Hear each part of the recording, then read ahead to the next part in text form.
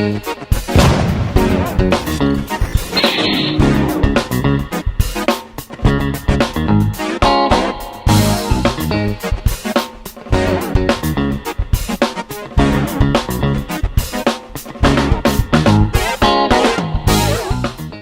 everyone and welcome back to Nat's Knacker's Yard. Where are we?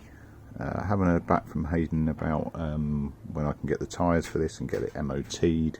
If I sound depressed, it's because this thing is just fucking destroying me.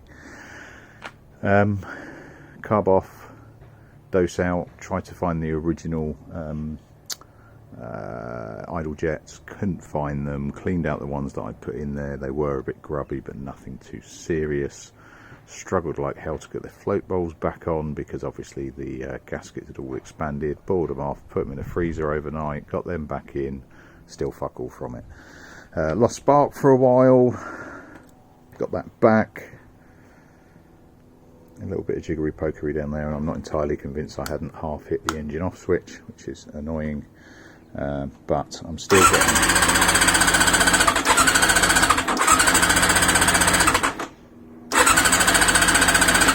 just not catching. Spark's fine, carb's clean. I'm not convinced over the jets and the idle jets. I've had a suggestion from Charlie saying that you should get something out of it, even chucking a load of quick start down the intake should get something out of it, and I completely agree. He's completely right. He's suggesting it may be timing. I can't find a manual on this. I cannot. So, you know, could be timing, could be valves, but I've got no way of referencing to find out what they are. If anybody can find out, please chuck them in. Put them as comments, because I need help with this, because it's just fucking destroying me, and I'm not enjoying it. And I do this for fun.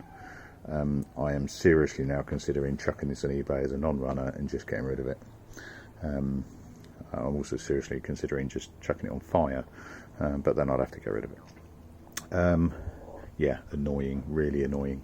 Particularly annoying because I need the space, because I've got a new project arriving tomorrow, which I'm really looking forward to, and I'm probably going to meld this into one video, so it's probably going to be on the tail end of this.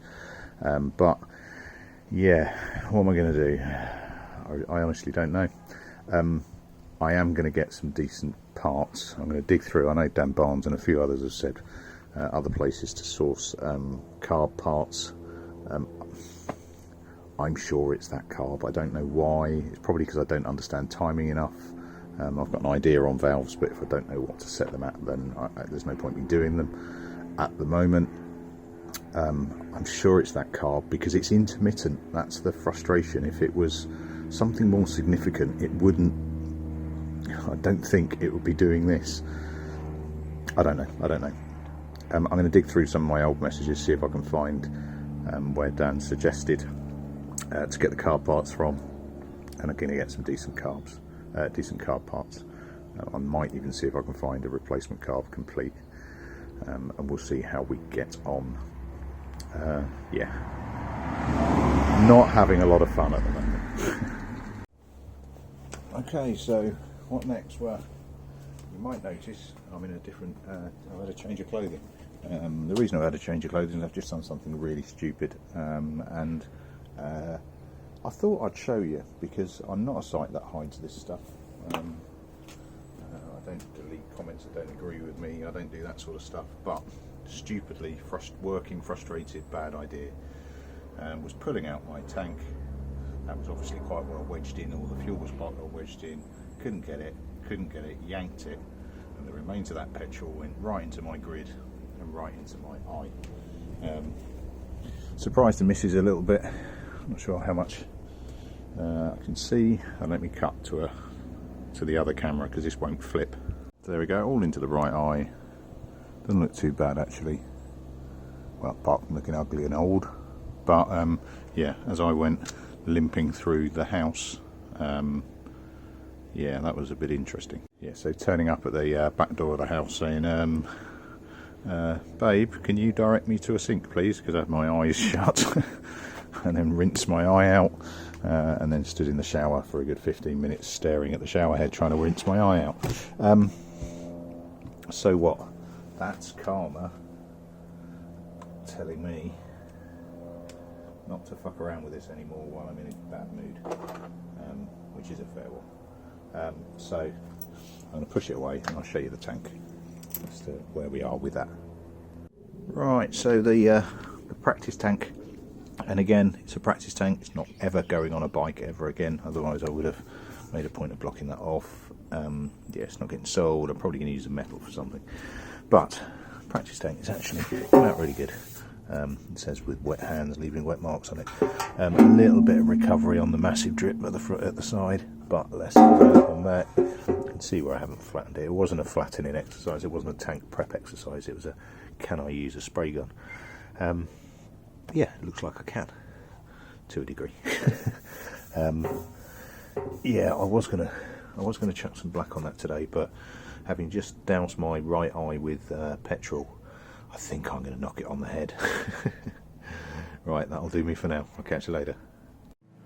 Right, sod it. Let's have a go at some painting, shall we? My long hose arrived yesterday, so I can get further away. It also means I shouldn't snag on the hose quite so much. So let's just check what setup I've left it with.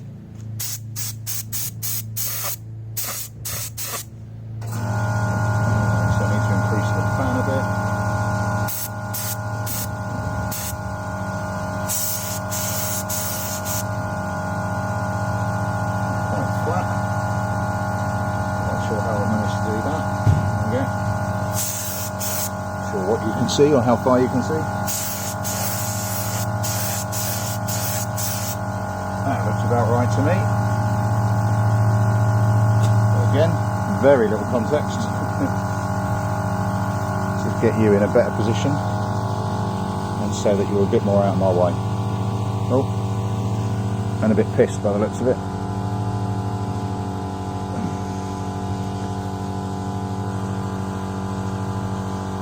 There we go. A bit closer. That's not too bad, I don't think. Sorted. All right.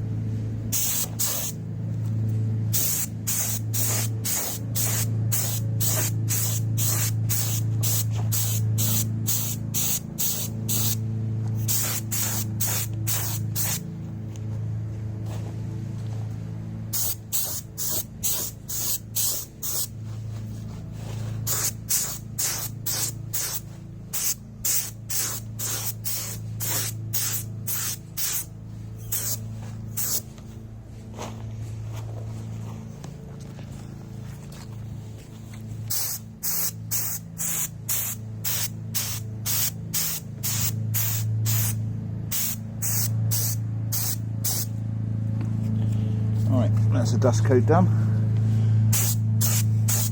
Tack coat.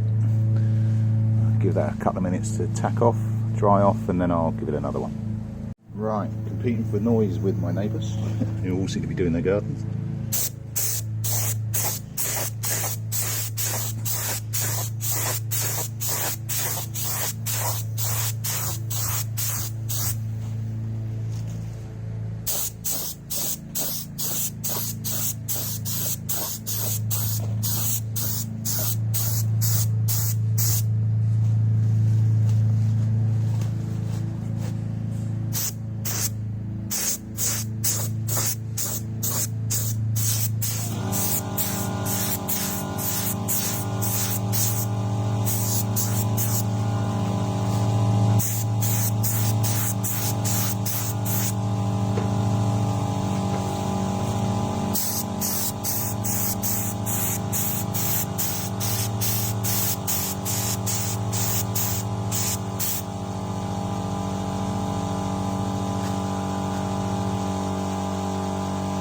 Right, that was supposed to be a tack coat, but actually it's gone quite wet. It just puts down so much paint, these things do. Right, I'm going to let that dry off while my compressor tops up and come back and do a bit more. Right, and just while that's drying off and while my neighbours are making a load of noise, have a quick look. See, it's getting there already.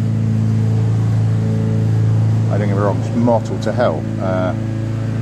Sure if I can do anything about that on the settings. If I can have a bit of a play, see if I can get rid of some of that mottling, but it's chucking down a load of paint, absolutely tons. Right, let that do its thing and give it some more. Right, let's go again and go wet.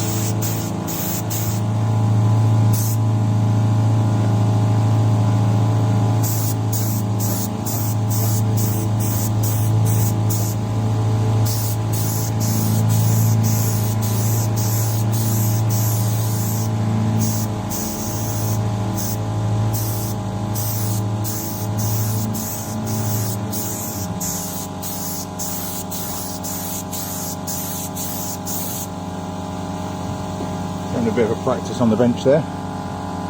It's getting there. That's really, really orange peeling. Mind you saying that, it's bloody freezing on outside.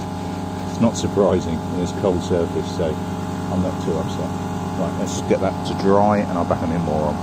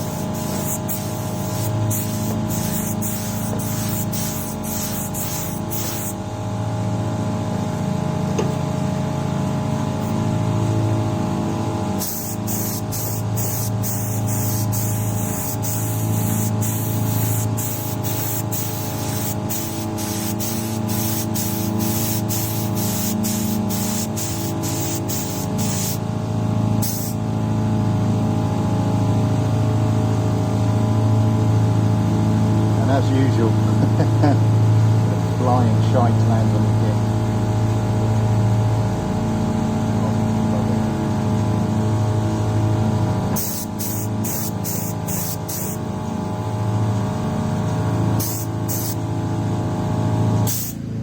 Right, so early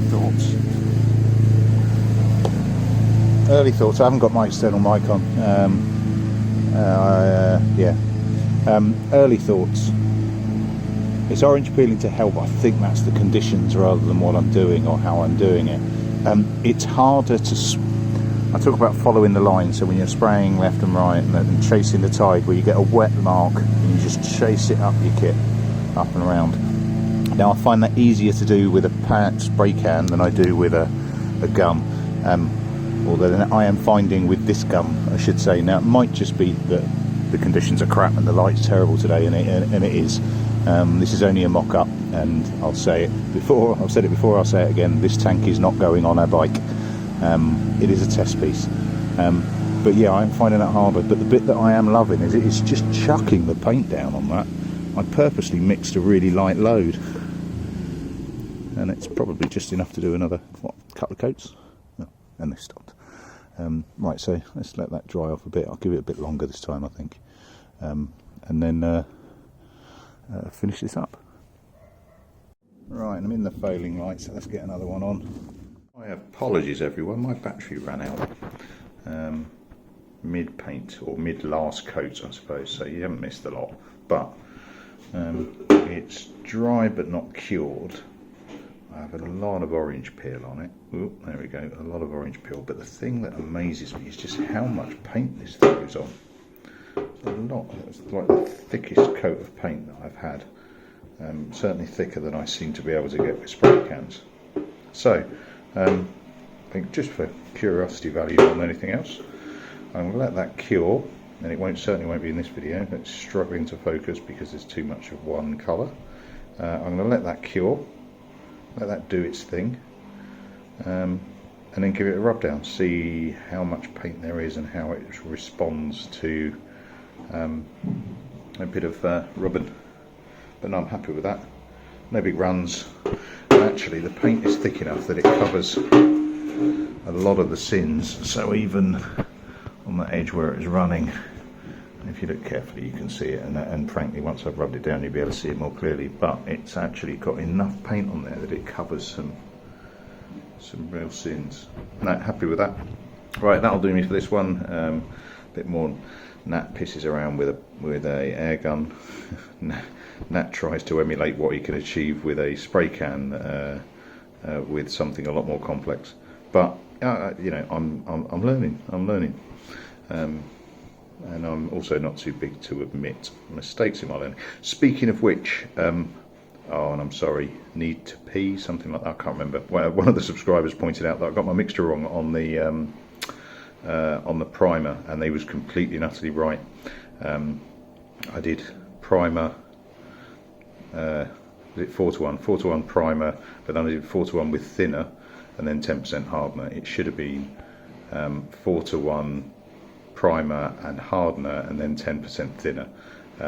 Completely my fault because I got it mixed up with the paint, which is paint and thinner mix. Yeah, hey, I'm learning, and frankly I would rather make mistakes on this, my practice, than I would on something that I'm actually going to use. As I've said many times before, this is just a gash practice, so I'd rather make my mistakes here. Right, awesome. Thanks very much all. Hope you're enjoying watching me cock things up. I'll catch you later on. Ta-da.